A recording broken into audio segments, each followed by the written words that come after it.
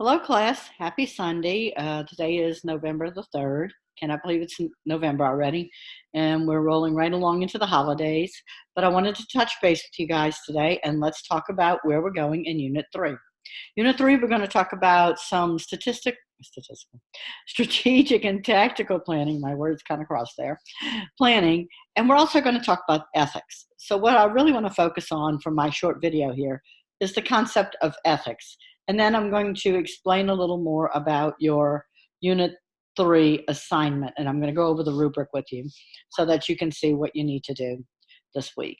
So in looking at ethics, everyone faces ethical dilemmas on a regular basis. You know, an ethical dilemma is, or an ethical issue is, do I decide to drive 80 miles an hour on the interstate where the speed limit is 70, or do I stick with the 70? And where I live, I-59 comes north out of Louisiana into Mississippi.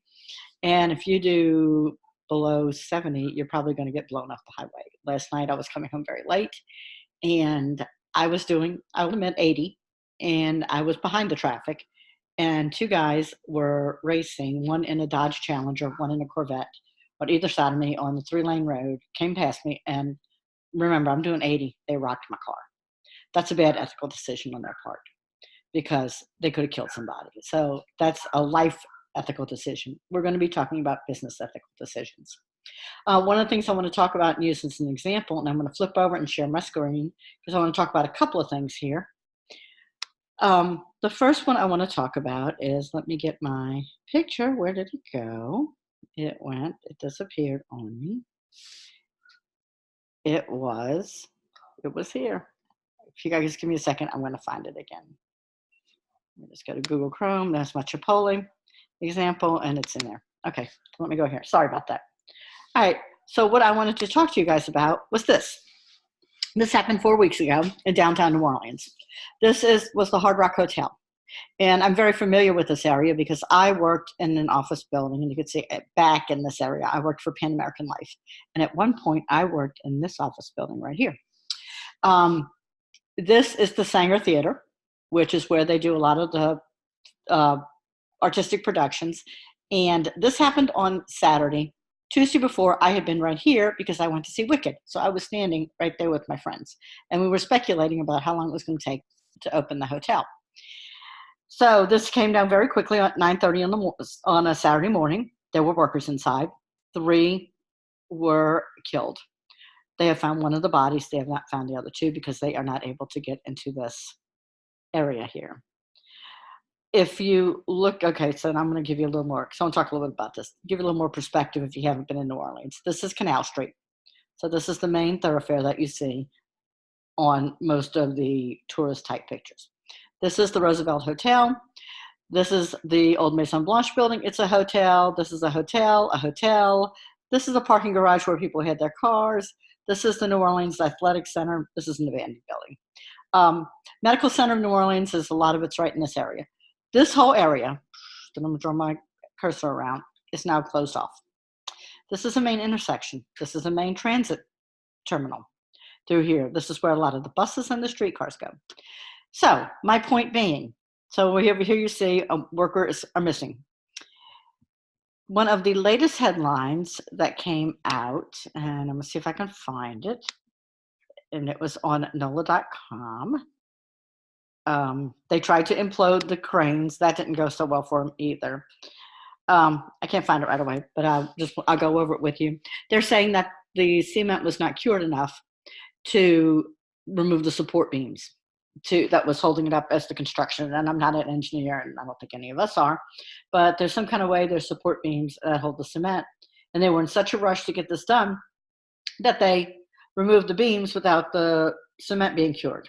So the whole thing, you could see it just went down like a house of cards. There are videos from inside from the workers where they showed days before that they were concerned about things happening. So this is an ethical dilemma. Who owns this issue? Who owns it? I have my own speculation. Just going to give you 2 pieces of connection here. The main contractor is also an investor in the building. Okay, so we've got somebody who's investing in wanting this building to go up quickly, and they're also in charge of the work. So it's an ethical issue that will have to be resolved. So let me go back to my screen here. The other one I wanted to talk about, I'm going to go back, and this one. So, oh, let me go back. Oh, I messed up. I'm sorry, y'all. Okay, let me share again. Share, Janie. You know, sometimes we have these moments. Just like, whoa. Okay, we go back here, and I want to talk about Chipotle. Chipotle had this practice where they were rounding up change. So if your fancy schmancy burrito, whatever you got, was $9.63, they would round it up to the nearest quarter and make it $9.75, so that they claim it could make it easier on the customer and the line can move faster. But if they're making money potentially at a maximum 24 cents on every transaction, and they have 200 transactions a day, let me do some math here. You guys could probably do the math faster than me, but that's okay. So let's see. So we got 0.24 times 200. They made $48 in a day extra. That was really not earned because they rounded up the money. Let's say that they're open 363 days a year because they probably closed Thanksgiving and Christmas. They have now earned $17,424 in one store in a year extra. That was not really earned. So the ethical dilemma of that was addressed, and Chipotle had to change their policy. So it's interesting to look at how things happen, and people think they're doing the right thing, but not necessarily doing the right thing. That's where I want to go with that. So talking about ethics, and now we're going to talk about, because that's part of our discussion, now we're going to talk about the assignment for this week. And I know I do have that right here. Okay, so this is attached. This is the link that's on your main page with your readings and all of your other reference material. So in this assignment, you're going to select a business or organization that is of interest to you. Make sure that it is an established organization. Look for their mission and vision statement, so you need to have access to those. It can be accessed online. Most companies have that, especially if they are well established and big. If it's a local mom and pop shop, they probably don't. But if it's a bigger business, a larger business, you can select that. You can use your current or past workplace, or you can select something new. One advantage to using your current or past workplace is you know the systems. When you're looking at something new, you're kind of looking from the outside, and you may not know the whys and the wherefores of that business. You're going to address the problem that you have identified either when working at your current or past organization or dealing with that organization or business. So, problem. Let's talk about a problem. What is a problem? A problem is what is going wrong. So let's say I have a problem that I am not making enough money in my business to pay my bills. And then I start looking, my problem is I can't pay my bills. Then I start looking at the root causes. Why can't I pay my bills? Well, it may be I don't have much traffic flow.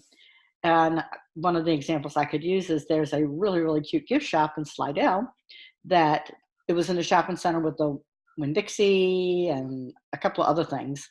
And Winn-Dixie's gone, a couple of other things gone, and this gift shop is kind of standing by itself in this strip shopping center. That's kind of off the beaten path now because of the way the roads have changed. So that's part of the problem. So what can she do to address the problem of a decrease in sales? Another issue she might want to look at is, if I had a gift shop, is do I have the right products? And do I have products that would be match my market and my demand? For when I was running a hospital gift shop, I could not put crystal wedding gifts in there, even though people said, oh, you know, down at Thibodeau, they have crystal wedding gifts. Well, you know, Slidell wasn't going to support that. So I would have all this inventory of crystal wedding gifts and nowhere to sell them. So that's an example of a problem, trying to keep it pretty simple for you. Give an overview of your selected business, vision and mission statements. I said that. Tell why you chose the organization. Why is this organization important to you? Define the issue you will be resolving. When you are finished, you're going to turn it into me, and I'm going to look at it, and this is where you're going to get the approval to move forward for your next project, your next week's assignments in weeks 3 and 7. So you need to make sure we have a firm foundation here before we move forward into the next phase. Otherwise, you're going to kind of be circling around and not sure what you're doing. Or you might know what you're doing, but you're going to be kind of lost, and I don't want you stuck in the minutia, which can happen easily. The scope of the problem I want you to solve, I want it to be that big. Not that big, that big.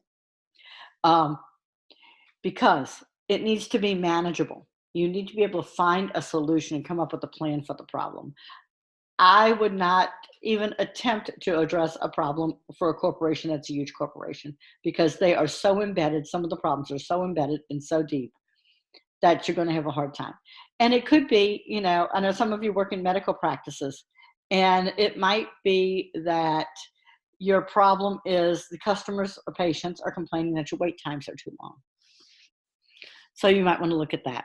One of the first issues I worked on at the hospital was, this is going to give away age, labs weren't on the charts when the doctors made the rounds. So we had to do some tweaking and changing of that. So that's the kind of problem we want to look at. Keep it focused, narrow. The problem is XYZ. You need to be able to explain that problem to me in one sentence very quickly. What is wrong, and why do you know it's wrong? So I hope that made sense, that explanation of that assignment. Don't make it more complicated than it needs to be. I think sometimes we tend to do that. We try to make it more complicated.